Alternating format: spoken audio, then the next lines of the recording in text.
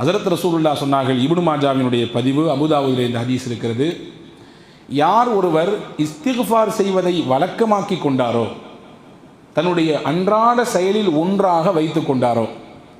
நம்மளில் இருக்கக்கூடிய மைனஸே என்னென்னா, சில விஷயங்களை கேட்கும்போது செய்யணும்னு நினைப்போம், ஆனால் அதை தொடர்படியாக செய்வது ரொம்ப நாதிர், குறைந்த நபர்களை தவிர்த்து மற்ற எல்லோராலும் அதை முழுமையாக தொடர்படியாக கடைபிடிக்க முடியுமா என்றால் அது ஒரு கேள்விக்குறிதான். ஃபஜர் தொழுகையினுடைய சிறப்பை பற்றி கேட்கும்போது டெய்லி ஃபஜர் தொழுன்னு நினைப்போம், ஆனால் தூக்கம் நம்மை மிகைத்து விடும். பல நேரங்களிலே அதில் கலந்து கொள்ள முடியாமல் நாம் தடுக்கப்பட்டு போவோம். சில நல்ல காரியங்களை கேட்கும் பொழுது ஆர்வம் ஏற்படும், ஆனால் அந்த ஆர்வம் ஒரு சில நாட்களிலேயே அப்படியே குன்றி போய்விடும். ரசூலுல்லாஹ் சொல்கிறார்கள் பாருங்கள், அவர்களின் வார்த்தையை கவனியுங்கள். யார் இஸ்திக்ஃபார் செய்வதை பற்றி பிடித்து கொண்டாரோ, அப்படின்னா என்ன அர்த்தம், வளமையாக செய்யக்கூடிய பழக்கத்தை எடுத்துக்கொண்டாரோ, அல்லாஹ் 3 விஷயம் அவருக்கு கொடுப்பான், 3 விதமான காரியத்தை கொடுப்பான்.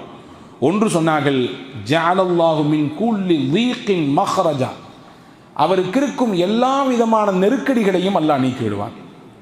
குடும்பம் சார்ந்த நெருக்கடியாகட்டும், தொழில் வியாபாரம் சார்ந்த நெருக்கடிகளாகட்டும், பொருளாதாரம் சார்ந்த நெருக்கடிகளாகட்டும், மனக்குழப்பம் சார்ந்த நெருக்கடிகளாகட்டும், என்னென்ன ரீதியிலெல்லாம் மனிதன் நெருக்கடிகளை சந்திக்கிறான், அக்கம் பக்கத்திலிருந்து வரக்கூடிய நெருக்கடிகளாகட்டும், அவன் கல்வி சார்ந்து ஏற்படுகிற நெருக்கடிகளாகட்டும், மனிதன் தலை கொடுக்கிற அத்துணை நெருக்கடிகளை விட்டும் அல்லாஹ் விடுதலையை தருவான். யாருக்கு?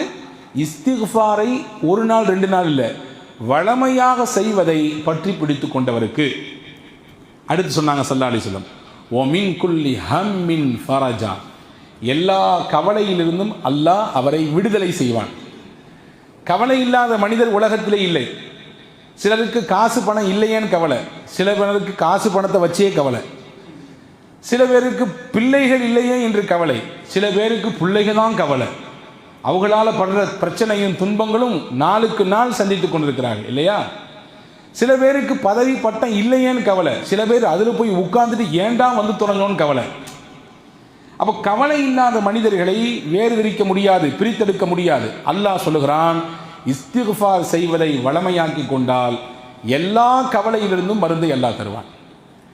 கவலை தான் இன்றைக்கு உருமாறி மன அழுத்தத்தில் கொண்டு மனிதனை தள்ளி இருக்கிறது இல்லையா? மன அழுத்தங்கள், ஸ்ட்ரெஸ்ஸினால் பாதிக்கப்படக்கூடிய மக்களின் எண்ணிக்கை நாளுக்கு நாள் கூடிக்கொண்டே போகிறது. இந்த ஸ்ட்ரெஸ்ஸு தான் இதய நோய்க்கு மிகப்பெரிய மூலதனம், இதுதான் முக்கிய காரணம் என்று சொல்கிறார்கள். மற்ற விஷயங்கள்லாம் இருந்தாலும் கூட மன அழுத்தத்தின் உச்சநிலை தான் ஒரு மனிதனுக்கு மாரடைப்பு ஏற்படுவதற்கு முக்கிய காரணமாக இருக்கிறது.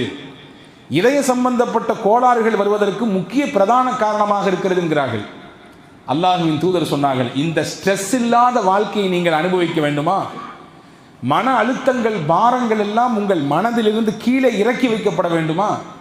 கவலை இல்லாத ஒரு சுதந்திர பறவையை போன்று நீங்கள் சுற்றித் திரிய வேண்டுமா? அதிகமாக இஸ்திக்ஃபார் செய்யுங்கள் என்றார்கள். அல்லாஹ்விடத்திலே அஸ்தக்ஃபிருல்லாஹ் அஸ்தக்ஃபிருல்லாஹ் என்று சொல்லுங்கள். அவனிடத்திலே பாவ மன்னிப்பை ஒவ்வொரு நாளும் கேளுங்கள். நம்மிலே பலர் நினைத்திருக்கிறோம், பாவ மன்னிப்பு கேட்பதற்கென்று ஒரு வயது, காலம், வரம்பெல்லாம் இருக்கிறது, அப்போ வந்தால் செஞ்சுக்கலாம். ஆனால் அது அப்படிப்பட்ட ஒரு அமல் அல்ல. எப்படி ஒவ்வொரு நாளும் தொழுகிறோம் இல்லையா? ஒவ்வொரு நாளும் தொழுகிறோம் 5 நேர தொழுகை, அதே போன்றுதான் ஒவ்வொரு நாளும் செய்ய வேண்டிய ஒரு சிறப்பிற்குரிய அமல் பாவ மன்னிப்பு, இஸ்திக்ஃபார். இதை செய்வதனால் கிடைக்கிற 2வது பலன், உங்கள் கவலைகள் எல்லாம் பறந்தோடும். அடுத்து முக்கியமாக ஸல்லல்லாஹு அலைஹி வஸல்லம் சொன்னாங்க, வரஸகஹு மின் ஹைஸு லா யஹ்தஸிப், அல்லாஹ் இந்த இஸ்திக்ஃபார் செய்யும் வளமை உள்ள மனிதருக்கு ரிஸ்கை கொடுப்பான். எப்படி கொடுப்பான்? அவர் எதிர்பாராத இடத்திலிருந்து கொடுப்பான். அவர் நினைச்சு கூட பார்த்துருக்க மாட்டார், இந்த இடத்துல இருந்தெல்லாம் வந்து நமக்கு ரிஸ்க் வழங்கப்படுமா என்று. ரிஸ்க் என்ன? சாப்பாடு மட்டும் கிடையாது, வாழ்க்கைக்கு தேவையான எல்லாம் ரிஸ்க்.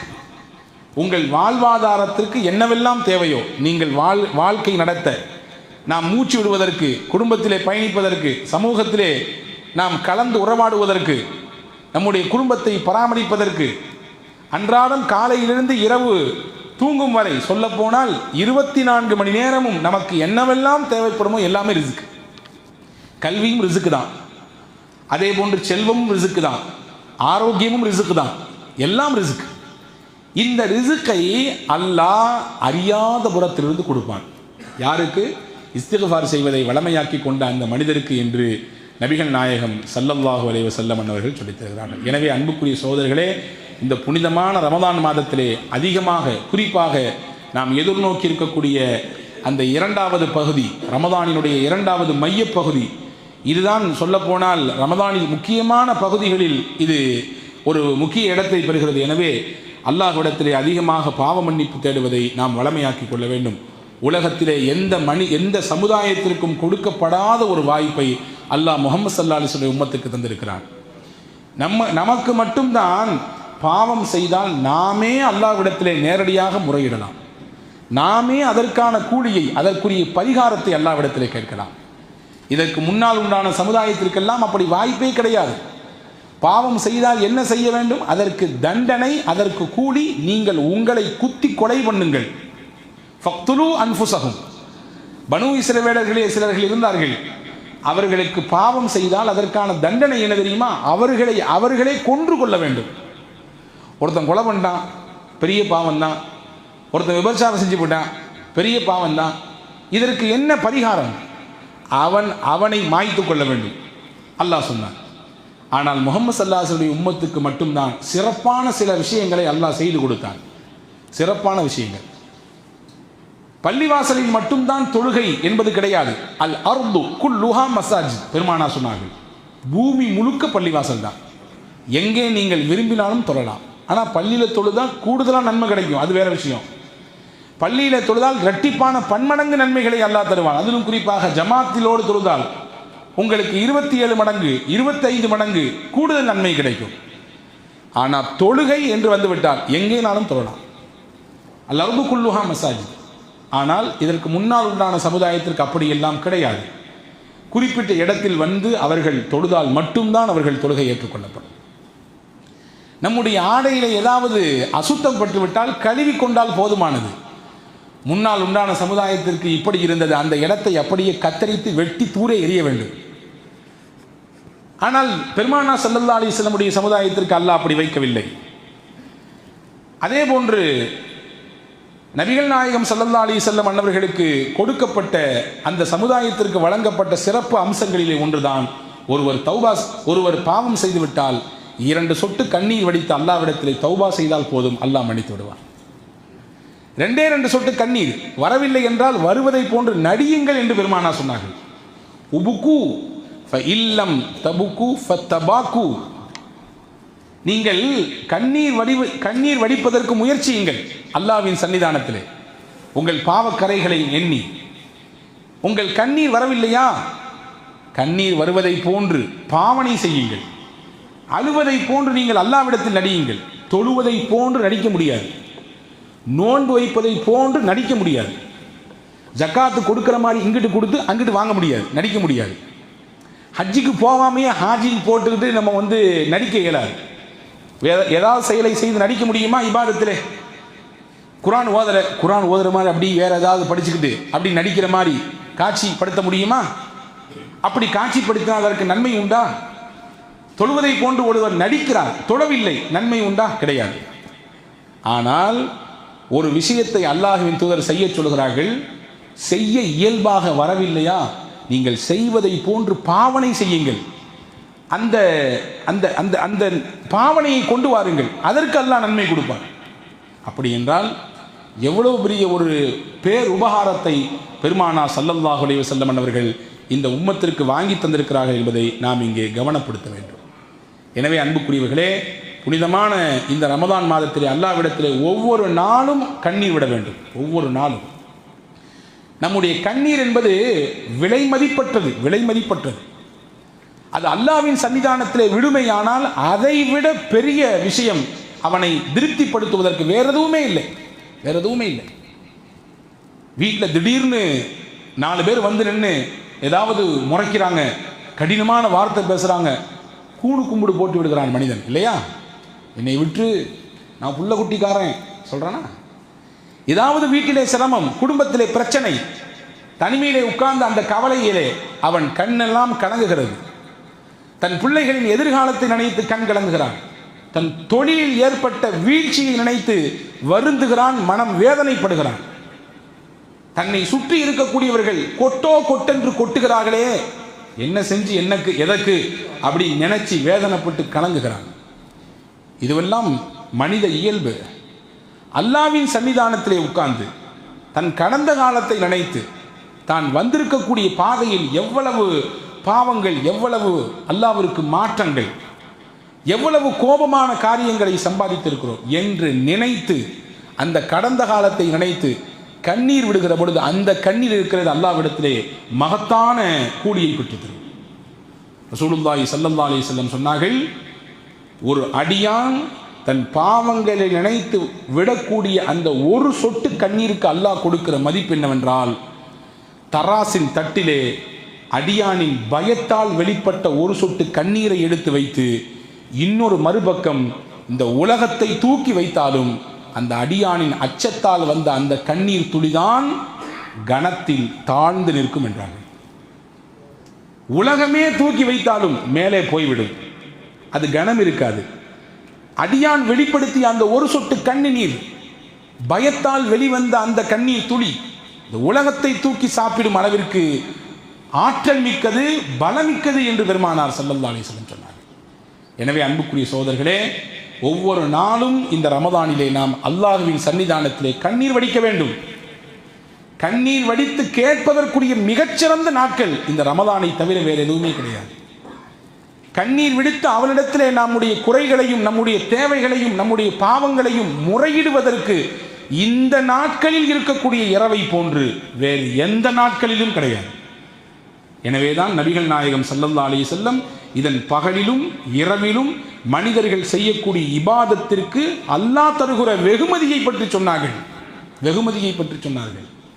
மன் சாம ரமதான ஈமானன் வஹ்திசாபா, யார் நன்மையை எதிர்பார்த்து அல்லாஹ்வின் மன்னிப்பையின் மீது ஆதரவு வைத்து பகல் காலங்களிலே இந்த ரமதானில் நோன்பு வைக்கிறாரோ, ஊஃபிர லஹு மா தகத்தம மின் தன்பி, அவருடைய பாவங்களை எல்லாம் அல்லாஹ் மன்னித்து விடுவார்.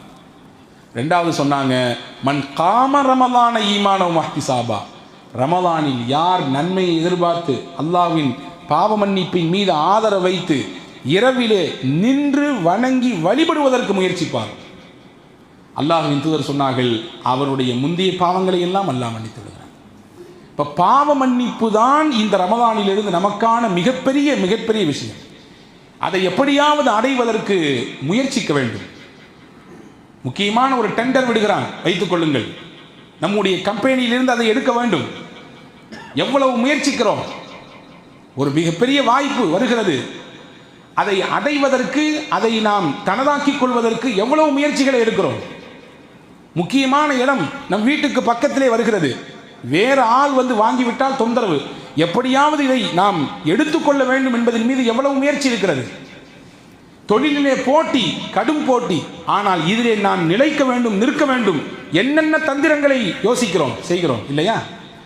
இந்த ரமதானில் நமக்கான தந்திரம், நமக்கான லட்சியம் அல்லாஹ்வின் மன்னிப்பை முழுமையாக பெற்றுவிட வேண்டும். அல்லாஹ்வின் மன்னிப்பை பெற்றவர்களாகத்தான் இந்த ரமதானை விட்டு நாம் கடக்க வேண்டும், நம்மை விட்டு ரமதான் போக வேண்டும். மன்னிப்பிற்கான பல வழிகளை மார்க்கம் சொல்லித் தருகிறது. அதிலே 3 விஷயத்தை மட்டும் சொல்லுகிறேன், கவனத்தில் கொள்ளுங்கள். அது ரமதானிலும் கடைபிடியுங்கள், ரமதான் அல்லாத நாட்களிலும் அதை பின்பற்றுவதற்கு முயற்சியுங்கள். 1, அல் முஹாஃபதத்து அல ஸலா, தொழுகையின் மீது பேணுதல் உள்ளவராக, தொழுகையை பேணி பாதுகாக்கக்கூடிய மனிதராக ஒருவர் இருந்தால் அல்லாஹ் அவரை நிச்சயம் மன்னிப்பான். தன்னுடைய மன்னிப்பின் வளையத்திற்குள்ளே அவரை கொண்டு வந்து விடுவான். எங்கே சுற்றி எங்கே வந்தாலும் அந்த நேரம் வந்துவிட்டால் அவருக்கு மணியோசை அடிக்க வேண்டும். தொழுகை இது ஃபரலை நிறைவேற்ற வேண்டிய நேரம். பள்ளிவாசலில் போய் முடிந்தால் நிறைவேற்று, இல்லை என்றால் நேரத்தை கடக்க விட்டு விடாதே, தொழுது விடு என்று உங்கள் உள்ளோசை உங்களை உணர்த்தி கொண்டே இருக்க வேண்டும். அப்படிப்பட்ட நபரா நீங்கள்? உங்கள் கையை கொடுங்கள், உங்களை விட சிறந்த நபர் வேறு யாரும் இல்லை. இந்த சிந்தனையில் உள்ள நபராக நீங்கள் வாழ்ந்தால் அல்லாஹ்வின் மன்னிப்பு நேரடியாக உங்களுக்கு எல்லா காலமும் கிடைத்துக் கொண்டே இருக்கும். நபிகள் நாயகம் கேட்டார்கள், அரஐத்தும் லவ் அன்ன நஹரன் பிபாபி அஹதிக்கும் யக்ஸிலு மின்ஹு குல்ல யௌமின் 5 மர்ரா, உங்கள் வீட்டுக்கு பக்கத்திலே ஒரு பெரிய ஆறு ஓடுகிறது, அதிலே நீங்கள் ஒரு நாளைக்கு 5 தடவை குளிக்கிறீர்கள். சொல்லிட்டு கேட்டாங்க, ஹல் யப்கா மின் தர்னிஹி ஷையா, அவர் உடலிலே ஏதாவது அசுத்தம் இருக்குமா, அழுக்கு இருக்குமா? ஒரு நாளைக்கு ஒரு தடவை குளிச்சாலே நீட்டாக இருக்கலாம், ஆனால் 5 தடவை குளிக்கிறார், ஏதாவது இருக்குமா அவர் உடம்பிலே? சஹாபாக்கள் சொன்னார்கள், நிச்சயம் இருக்காது யா ரசூலல்லாஹ். ஃபதாலிக மிஸ்லு ஸலாத்தில் ஹம்ஸ் யம்ஹுல்லாஹ பிஹின் அல் ஹதாயா.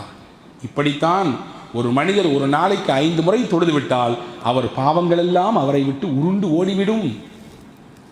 எப்படி 5 முறை குளித்தால் உடலிலே அசுத்தமோ அழுக்கோ நாற்றமோ இருக்காதோ, அப்படித்தான் ஒரு நாளைக்கு ஒருவர் 5 தடவை தொழுது விட்டால் அவர் பாவங்கள் அவர் உடலிலோ அவருடைய இன்ன பிற பாகங்களிலோ இருக்காது, அவர் தூய்மையாகி விடுவார் என்றார்கள் பெருமானா ஸல்லல்லாஹு அலைஹி வஸல்லம்.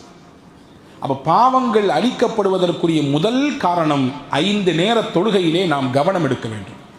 ரமதானிலே பள்ளிகள் தோறும் கூட்டம் நிரம்பி வழிகிறது இல்லையா? 5 நேர தொழுகையும் ஜும்மாவை போன்றிருக்கிறது எல்லா பள்ளிகளும். ஏன் ரமதான் போய்விட்டால் மற்ற நாட்களிலே அந்த ஈடுபாடு வரவில்லை? நாம் நமக்கு நாமே கேட்டுக்கொள்ள வேண்டிய கேள்வி இது. எனவே பாவ மன்னிப்பை எதிர்நோக்கி இருக்கக்கூடிய நாம், ரமதானின் மூலமாக மன்னிப்பை அடைந்துவிட வேண்டும் என்ற லட்சியத்தில் இருக்கக்கூடிய நாம் அதை தொடர்படியாக மற்ற மாதங்களிலும் பெற வேண்டும் என்றால் 5 கால தொழுகையிலே நீங்கள் நியமமாக பேணுதலாக இருங்கள். உங்களுக்கும் எனக்கும் நான் சேர்த்து சொல்லிக் கொள்கிறேன். 2வது காரணம் இஸ்பாகுல் உது வல் மஷி இலல் மசாஜித். ஒதுவை பரிபூர்ணமாக செய்வது, பள்ளிவாசலுக்கு முடிந்த அளவுக்கு நடந்து வருவது, இது உங்களை அல்லாஹ்விடத்திலே அந்தஸ்தை உயர்த்தி கொடுக்கும், உங்கள் பாவங்களை எல்லாம் போக்கும். ஹஜ்ரத் ரசூலுல்லாஹ் கேட்டார்கள், அலா அதுல்லுக்கும் அலாமா யம்ஹுல்லாஹு பிஹில் ஹதாயா வ யர்ஃபஉ பிஹி தரஜாத். உங்கள் பாவங்களை எல்லாம் அழிக்கக்கூடிய, உங்கள் அந்தஸ்தை அல்லாஹ்விடத்திலே உயர்த்தி வைக்கக்கூடிய காரியத்தை உங்களுக்கு சொல்லித் தரட்டுமா என்று கேட்டு பெருமானா ஸல்லல்லாஹு அலைஹி வஸல்லம் சொன்னார்கள், இஸ்பாகுல் உது அலல் மகாரி. மனம் வெறுக்கும் நேரத்திலும் கூட ஒதுவை பரிபூரணமாக செய்யுங்கள். ஒது செய்யக்கூடிய அந்த விதத்திலே பரிபூரணத்தை நீங்கள் கையாளுங்கள். ஒரு தடவை செய்வது ஃபர்து, 3 தடவை செய்வது சுன்னத். ஒவ்வொரு உறுப்புகளையும் கழுவது, அது எல்லா நேரத்திலும் அதை மிகச்சிறப்பாக கடைபிடியுங்கள். 1. அடுத்து சொன்னாங்க வக்கஸ்ரத்துல் ஹுதா இலல் மசாஜித். பள்ளிவாசலுக்கு சில எட்டுக்கள் எடுத்து வைத்து நடந்து வாருங்கள். சில எட்டுக்கள். காரணம், நீங்கள் ஒவ்வொரு எட்டை எடுத்து வைக்கும் பொழுதும் ஒரு பாவம் அளிக்கப்படுகிறது, ஒரு அந்தஸ்தை அல்லாஹ் உங்களுக்கு உயர்த்துகிறான். உங்களுக்கான தரஜா அல்லாஹ்விடத்திலே உயர்ந்து போய்கொண்டே இருக்கும். அடுத்து சொன்னாங்க வன்திபாரு ஸலாத்தி பஅத ஸலா. ஒரு தொழுகைக்கு பிறகு இன்னொரு தொழுகையை எதிர்பார்த்து காத்திருங்கள். ஒரு தொழுகைக்கு பிறகு இன்னொரு தொழுகை எதிர்பாருங்கன்னா கரெக்டாக தக்பீர் கட்டின உடனே வர்றதை தவிர்த்துட்டு முடிந்த அளவுக்கு கொஞ்சம் முன்னாடி வந்து சுன்னத்தை தொழுதுட்டு அடுத்த ஃபரதுக்காண்டி எதிர்பாருங்கன்னு அர்த்தம். இப்போ இந்த 3மே உங்கள் பாவங்களை அழித்துவிடும், உங்களை அந்தஸ்தை அல்லாஹ்விடத்திலே உயர்த்தி காட்டும். இப்போ பாவ மன்னிப்புக்கு எளிமையாக நம் வாழ்நாள் முழுக்க பின்பற்றுவதற்குரிய வழியை பெருமானா ஸல்லல்லாஹு அலைஹி வஸல்லம் இதன் மூலமாக காட்டுகிறார்கள். 2. 3வது பாவ மன்னிப்பை முழுமையாக பெறுவதற்குரிய வழிகளில் 3வது அல்லாஹ் அல் குர்ஆனிலே சூரா யாசீனிலே சொன்னான், இன்னமா துன்சிரு மனித்தபஅ ذிக்ர வ ஹஷியர் ரஹ்மான பில் கைப் ஃபபஷ்ஷிர்ஹு பிமக்ஃபிரத்தின் வ அஜ்ரின் கரீம். நபியே, நீங்கள் யாருக்கு அச்சமூட்டி எச்சரிக்கை செய்ய வேண்டும் என்றால் நம்முடைய உபதேசங்களை யார் பின்பற்றுகிறார்களோ 1. 2வது வ ஹஷியர் ரஹ்மான பில் கைப், மக்களின் பார்வையை விட்டு ஒதுங்கி தனிமையில் இருக்கிற பொழுதும் ரஹ்மானை யார் பயப்படுகிறார்களோ. எல்லாரும் இருக்கும் பொழுது நம்ம இந்த காரியத்தை செஞ்சால் நம்மளை எப்படி பார்ப்பாங்க, ஐயோ வித்தியாசமாக பார்ப்பாங்களே அப்படின்னு நினச்சி ஒரு விஷயத்தை விடுறது, பாவத்தை செய்யாமல் இருக்கிறது வேற. யாருமே இல்லாமல் தனி அறையில் இருக்கிற பொழுதும் பாவத்தின் எல்லா வாசல்கள் திறந்திருக்கிற நேரத்திலும் யாருடைய கண்களுக்கும் அகப்படாத இடத்தில் இருக்கிற பொழுது எல்லா பாவத்தின் அலைபோசைகள் உங்கள் இடத்திலே வந்த நேரத்திலும் அல்லாஹ் இருக்கிறான்றதுக்காக வேண்டி ஒரு பாவத்தை தவிர்ந்தால் ஹஜ்ரத் ரசூலுல்லாஹ் சொன்னாங்க, அல்லாஹ் சொன்னா ஃபபஷ்ஷிர்ஹு பிமக்ஃபிரத்தின் வ அஜ்ரின் கரீம். நபியே, அவருக்கு நீங்கள் சுப செய்தி சொல்லுங்கள். அல்லாஹ்விடத்திலிருந்து மகத்தான மன்னிப்பு அவருக்கு இருக்கிறது. வ அஜ்ரின் கரீம், சங்கையான கூலி அவருக்கு நாளை மறுமையிலே காத்திருக்கிறது என்றான் அல்லாஹ். அன்புக்குரியவர்களே, பாவத்தை தவிர வேண்டும். அது வெளிப்படையான பாவமானாலும் சரிதான், அந்தரமான பாவமானாலும் சரிதான். எல்லாரும் சேர்ந்திருக்கிற பொழுதாக இருந்தாலும் சரிதான், குறிப்பாக நம் தனிமையில் இருக்கிற பொழுது நம்மை தூண்டக்கூடிய சில பாவங்கள், நம் மன இச்சைகள் நம்மை அப்படி தட்டி எழுப்பக்கூடிய சில பாவங்கள், இதையெல்லாம் மனிதன் விடுகிற பொழுது அல்லாஹ்வின் மன்னிப்பிற்கு அவன் தகுதி உள்ளவனாக மாறுவான். தனிமை ஒரு மனிதனை ஆக உயரத்துக்கு உயர்த்தவும் செய்யும். அதே தனிமைதான் அதை பயன்படுத்த தவறினால் அவனை அதல பாதாளத்தில் கொண்டு தள்ளிவிடும். தனிமைதான் யாத்திகாஃப். அந்த யாத்திகாஃபிலிருந்து மனிதர்கள் அல்லாஹ்வை துதித்து வணங்கி அவனின் பக்கம் நெருங்குவதற்கு வாய்ப்பு இருக்கிறது. எத்தனையோ நபிமார்கள் தனித்திருந்தார்கள்.